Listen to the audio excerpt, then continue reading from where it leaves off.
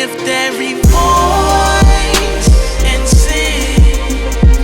Let's put an end to this era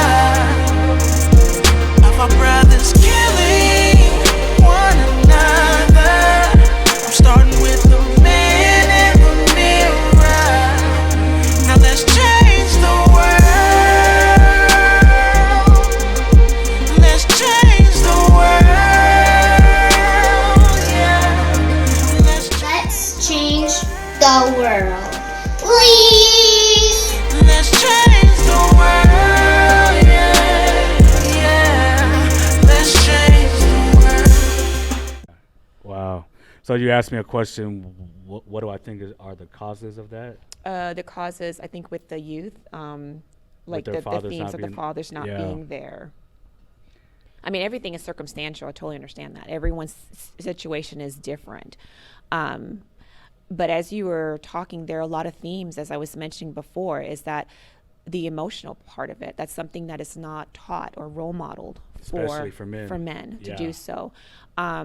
But here's the kicker. What I was applauding your ex-wife for was that as a mom, we are responsible to teach our sons those words, that verbiage. So I have a 3-year-old son, I have a 7-year-old son, and some days is a little bit much, but whenever they have their temper tantrums, one tactic that I use, and there might be some parents out there that don't agree, and that's totally fine. We're not on this earth to be liked by everybody, is when my 3-year-old has a temper tantrum, I let him sit in the top of the stairs where the basement leads, and I slightly close the door. Have it out, hash it out. He'll cry, kick, scream, blah, blah, blah. Fine, good. Check in a few minutes. Are you done? No. Okay. Let him have his moment. Then I kid you not, about like 5 minutes afterwards, he'll come back. Mommy, I'm done. Okay, you're done. Now let's talk about it. Why were you? What's going on? Wow. You know, so it's teaching him that it's okay to express. And I let my sons let them know, it's okay if you cry. I don't care if you cry. I have a hard time with like when it gets to the extreme of like the yelling that's not needed, necessary. But you can cry. It's okay to cry. We all cry. You're human. Yeah. I always tell my kids though, it cleans your insides out. So you cry, that's fine. Now let's sit, go clean your face up. Let's come and let's sit down and let's talk about it. And then we talk about it. And then if it's between the two brothers or my older daughter, and I make them hug it out. Like you look at each other. My husband, he, backs me up on that, and I back him up on that. You look each other in the eye. You say you're sorry when you're ready. It's usually don't force it. We want them to do it on their own terms when they're ready. And 9 times out of 10, they'll hug it out. They say they're sorry. They laugh and they have a good time. Give them about 20 minutes. They're back at it again. But at least it's just giving them the tools for them to be better so that they can be able to to express what is on their heart and their mind. And then as they get older, you teach them how to express Exactly. healthy ways. Right. Healthy ways to get their anger out. It's okay for you to be upset. It's okay for you to feel the way you do. But what is not okay is how you mistreat others. And that's one big rule in our home. Yeah. Oh. Wow. So you have some stats for us? Yeah, I do. I gotta pull up my handy dandy phone. And so a lot of these is like talking about father absence in the U.S. And so we have about 19.7 million children that do not have a father, and about 1 in 4 live without a father in their household. And that's in our country? In our country alone. 19 million? 19.7 million. And so as a result of that, without having dads around, they are 4 times greater for risk of poverty. Teen pregnancy is about 7 times more likely for young girls to become pregnant as a teen. Child abuse, they're more likely to face child abuse and neglect. They are more likely to, of course, we know drugs and alcohol will skyrocket, 5 times or more. 2 times more likely to suffer obesity. 2 times more likely to drop out of high school. And even still with that, you can even tease that even more in terms of culture, race, ethnicity, and things like that. That gets even higher for that. Obviously, they're more likely to have more behavioral problems. I would say, like, for me, it always drives me nuts some days. Like, I'm saying the same thing my husband's saying, and the kids will stop. And I'm like, I've been saying it like 10 times already. But, hey, you know what? Having that reinforcement is very needed for boundaries for kids. 2 times greater risk of infant mortality. So that's for mom to child health. So if a mom does not have the father, spouse, or what have you present, that can, increase stress on the mother in that regard. More likely to go to prison. And as we know, those numbers kind of fluctuate, but it's fluctuating higher than anything. Increasing. Yeah. And more likely to commit a crime. Wow. Do you have any stats based on just here in Spokane? That I did not bring with Okay. Spokane. So if I find that, I'll definitely send that your way. Yeah. Definitely. Let me know. You have a friend in Switzerland that you've been talking to that's doing a podcast out there. Yeah, she's doing a podcast. Her podcast is basically like looking at different segments of just like family and life and different lifestyle and things like that, because she's to travel and aspects. But when her and I connected, we ended up talking about fatherhood and fatherlessness. And one of the topics that we kind of talked about was how the dynamics of parenting for fathers today than it was way back when. So an example I gave my husband and I were talked about is the Wild Wild West and the frontier. The man and the female, they had to work together. There was no ifs, ands, or buts, because it was a form of survival. If you think about it, they worked on the farm. The kids were there to help out. The mom cared for the family and things like that. So if they didn't have one or the other, there was no way in many ways that they could be able to survive as a family. But as technology advanced, dynamics have changed where, today women can be the breadwinner. Women can be that protector. And provider as well too. But in protector, what I mean by that is like you get women that could be able to self-defense, and if they're into gun rights, they can be able to do that too. Yeah. So, but then you have certain groups that feel like, well, I don't need a man, I don't need to have him around, and da da da da da. But it's like, well, you kind of do. But in essence, for some, it's like, no, I don't. I can just go to a sperm bank and have my own child without a man. But even if you do things like that, there's something to be said. You still need some form of a male presence in a child's life, because as a female and a woman, I can only give so much. I can only do so much. I cannot imagine, and bless their hearts for women that are raising children by themselves without a male present.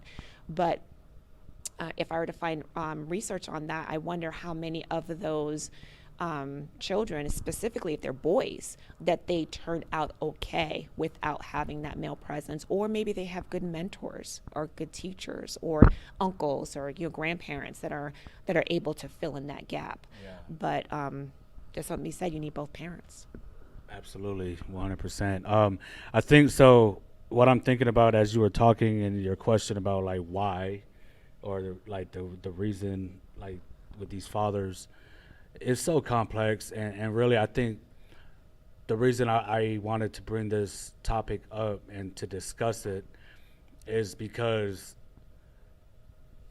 you're right, there's a lot of resources for women to get help, to be empowered and all that. But really, like, I want to speak to the men. Exactly. Because we can't just like, well, she did this or she did that, and she's this and that, and she's not letting me see my kids. So whatever you say to her about that, right? And then a lot of men, they express that and they go out and they do other things, right, that make the situation worse, and then expect to like be allowed back into their kids' lives and to have a relationship with their kids when they're out doing probably the things that cause the relationship or the marriage to fall apart in the first place. Right. So you can't blame that woman for saying, no, you can't see your kids. Look, you're always doing this or you're doing that. Like, that stuff isn't okay. No. Right? And so, like, I can't be upset at my son's mom that she feels the best thing for him to heal is for him to get into therapy as well as her and myself, because I wasn't there to experience and to see firsthand how it affected my son that I left so suddenly. Right. You know what I'm saying? Right. And the nightmares that he was having and like, daddy not home, daddy not home, daddy not coming home. You know what I'm saying? Like, that's not her fault. I did that, and I didn't experience that. And I'm also not the one that has to fix that. She does. Right. She's left with to pick up those pieces and to not only get help for herself, but for him. Right. And so God had to humble me, and to in the program at the UGM, one of my brothers said, like, he called it a bowl of crap. You did this crap, now you got to eat that crap. And do something about it, you know. And so that's like Jen last week came up, hashtag this, pull up your sleeves and get to work. Like we have to own what we did. And I even like I own what she did and what she said, because it was all in response to me. Right. So her triggers were activated because my triggers were activated, and I didn't have the emotional intelligence, the self-awareness to put PTSD in check. So like what we don't realize, I'm a man of faith. I believe in the spiritual realm. The devil is just puppeting all of this stuff. PTSD, I can't tell if we're arguing, like me and her will argue, and in my mind I'm feeling like I can't trust her. She's trying to manipulate me. She's trying to control me. I can't trust my spiritual parents. They're all against me. And so now I can't talk to nobody. And I can't tell if what I'm thinking and feeling is actually happening right now, if she actually is doing this to me, or is it a past trauma that happened 10 years ago, 15 years ago. Was that all stem from fear? Yes, like I'm afraid because of what happened before, and I'm hurt because of what happened before, but I can't tell that it's actually not happening. Right. That is all in my head from that past trauma. My brain, that part of my brain, that there's a limbic system, Right. it becomes my filter, and so all of our conversations and that turn into fights and arguments, everything I'm perceiving is coming through that filter. Yep. And so F everybody, I don't trust nobody, and no, I'm not gonna tell you how I feel. That fight, flight, or freeze. Oh man, syndrome, it's yep. crazy. And so like I can't blame her for none of what's like. I know her heart. She wants what's best for our son, and she wants us to have a friendship relationship for him. Good co-parenting. Yes, not no beefing and all that. If I'm Right. over here beefing and saying no, we're going to court, this isn't right, then that guy is still the same guy that left here. He's not changing nothing. You know what I'm saying? The thing is, though, too, is your actions is what's speaking louder than what you're saying. So all the work that you have done and you continue will do, and it will still continue, Oh, forever. that's what's going to bring you closer to your son and have Absolutely. that great relationship with your ex-wife Facts. with your son. And so that's really what the message that I want to get out there is, that like we can't, like the men, we can't just do what we want. I was before I met my wife, I was in a long-term relationship living like I was single. And I can do whatever I want to do because it's my program or there's no program. And like it's not my way or the highway, because I own the highway too. And all the lanes in the highway. Like I can just do what I want to do. Like this is Right. something that a lot of men have, like this mentality about. Like I can just do what I want to do. And if she did something outside of that, then it's her fault. Yeah. And you can't do that to me. Only I can do that to you. What is that? Where does that come It's from? just- I can't So like explain. there's no really, you can't just pinpoint it's because of this, it's because of that, it's his dad's fault. Because like I can no longer say I'm like this because of what happened to me as a child, what happened to me as a teenager. Yeah, those things happened, but I went on. I got old enough to make my own decisions, and I chose to do this, and this. That also made me become who I was. Okay.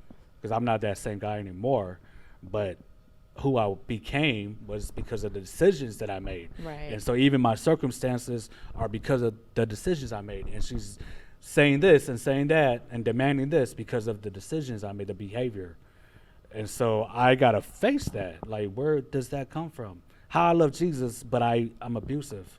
What is that? I've been clean 5 years off drugs and alcohol, but I still get crazy and do these things. What is that about? And so when I got back here, God was really putting it on me to renew my mind. Right.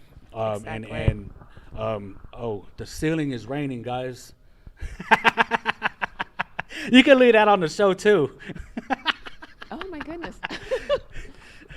Glad it didn't fall in front of the camera. There wouldn't have been nowhere to edit that. But anyway, I don't even remember what I was going to say. Renewing of your mind. Yes, PTSD. I've been diagnosed 4 times by 4 different professionals, 2 psychiatrists, 2 counselors. And it was never a topic, and it was never the focus of my sessions. Right. And I don't know why. I think it's just because it's one of those things that is so broad and It's it's so still common. relatively new. Right. They don't really know how to treat it. Right. You know, and so another thing, like suicide rate in our country is like 75-80% of it is men.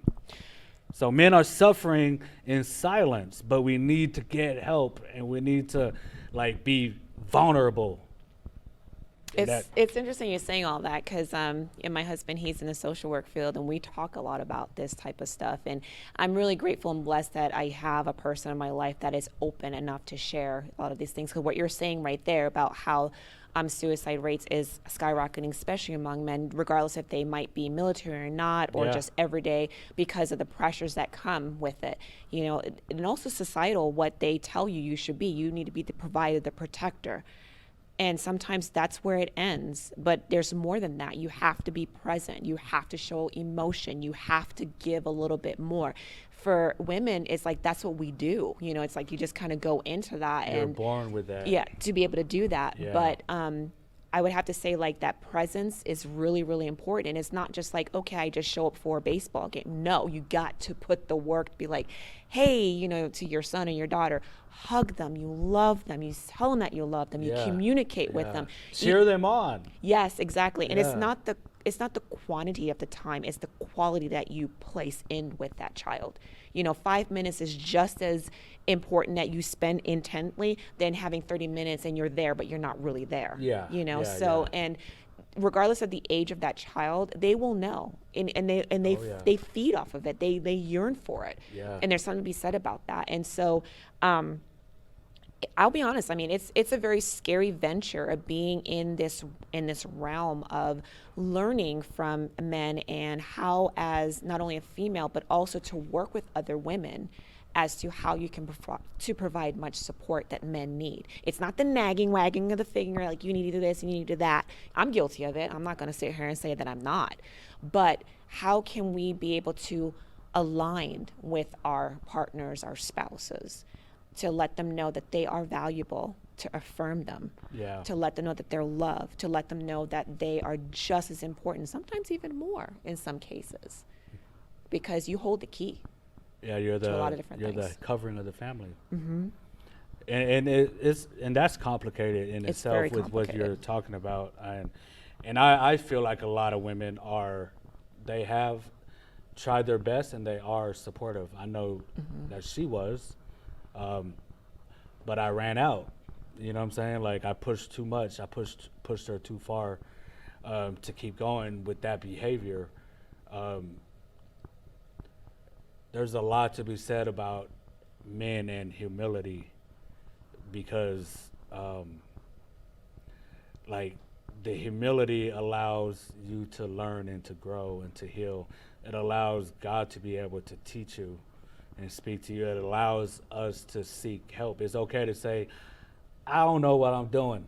Exactly. You don't even know. No, I don't. As long as you're honest. I don't know how to be a husband. I don't know how to be the father. I don't even know how to be in a real good, healthy, committed relationship because of the way that I grew up. Not just what I experienced as a child, but the men that I was around growing up and Right. how they treated women Right. and everybody around them. Right. And it becomes your nature is instinctual, you know, and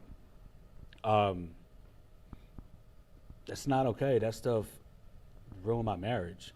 And I got a friend now who is a woman, and she's a single mom, and we got really close as friends.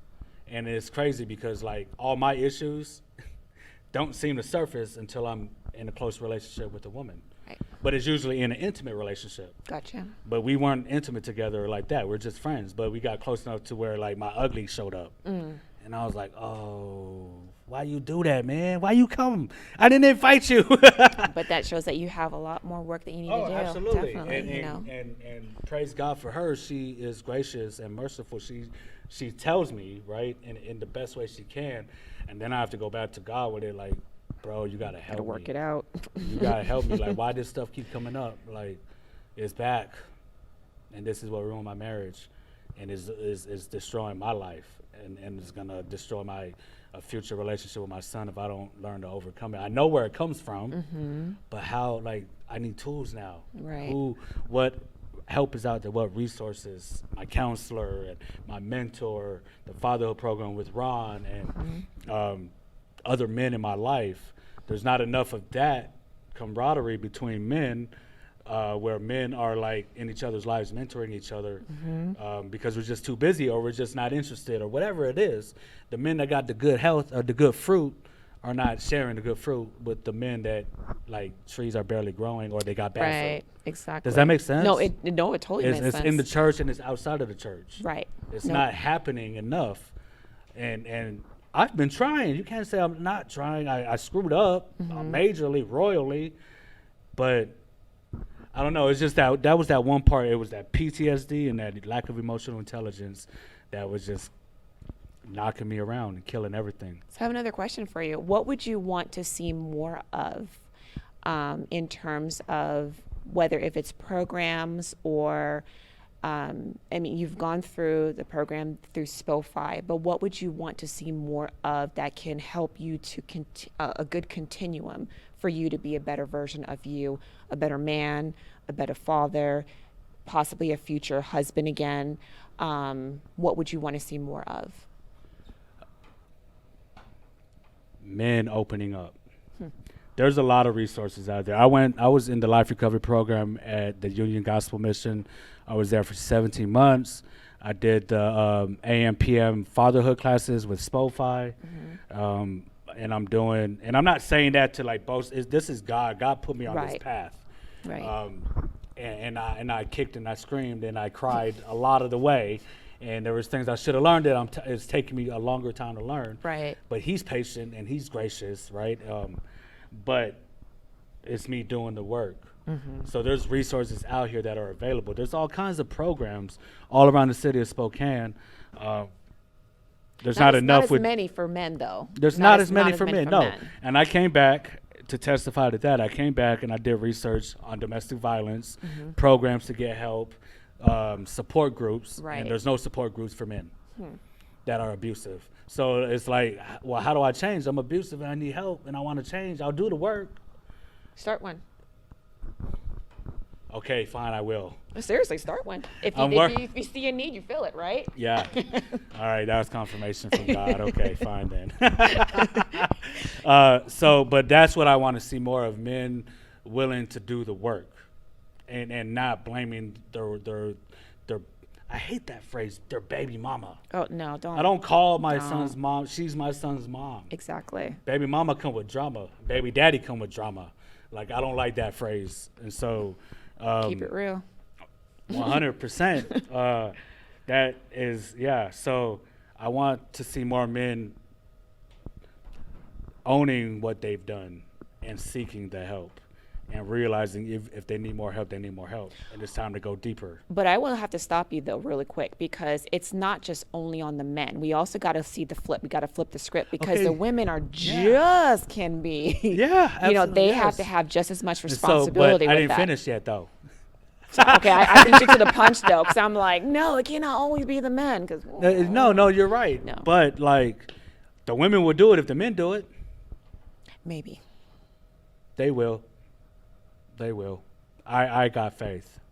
But even if she doesn't do it, Right. he still needs to do it. Exactly. That's not a determining factor. Exactly. You don't get to say, I'm not going to get help because she's not getting help. Right, She exactly. crazy, so I'm going to be crazier. That's not, no, you can't do that. Like, we need to get help. Our society, our kids need that. This is the world that they inherit from us and what we're teaching them. So we got to change the narrative and we got to get help. And so, how are we doing on time? 56 minutes. Oh, geez, we're going to have to wrap up. Okay, totally fine. Dude, why didn't you give me the look? That was another reason Jan was supposed to be here. It's like, I know. So, like, Lot of cutting if out. you let me talk, I'll just keep going. And you're going to have to tell me when to stop. closing statement. Fatherlessness is so ugly. It leads to so many other things. It comes from so many other things. And I don't have the answers. I don't know what we're supposed to do. I know what I'm doing, and I gotta have faith that it's gonna work. Exactly. But we need humility, and we need to pull our sleeves up and get to work and do the work. If anything's gonna change in our families, within ourselves, within our families, within our community, within our churches, and within our country, we have to do the work. But also along with that, they also need to have a safe space for that as well too, for fathers to feel and believe that they are heard, that they can emote, that they know that they are putting in They the are work supportive. to They are exactly supported. supported. Yeah. And without that, personally, I it just But makes it see, harder. in my walk, the programs I've been through, the staff there has been very 1,000% supportive. UGM, they let me just lay. Excuse me. I went back there and I almost took my life. I was in the worst place I had ever been, and they were loving on me. They were encouraging me, trying to get me up, and so I didn't feel like, oh, I'm in the wrong place. Right. So there's places out there. We also have to get over the fear of what other people are going to think or what's in front of us, and just do it. Obstacles are meant to be overcome. But sometimes you can't, like you say, you can't go over it, you can't go under it, you can't go around it. You got to go right through that thing and steamroll right through that wall. Every wall is meant to come down. Exactly. And so, and that's what we're trying to do here at the Milestones Squadcast, cultural transformation, breaking down all barriers of division and pride and everything else that's hurting the families and our community. So thank you for tuning in. Thank you for having me. Yes, and thanks for being here. So till next time, pull your sleeves up and get to work. Awesome. Let's change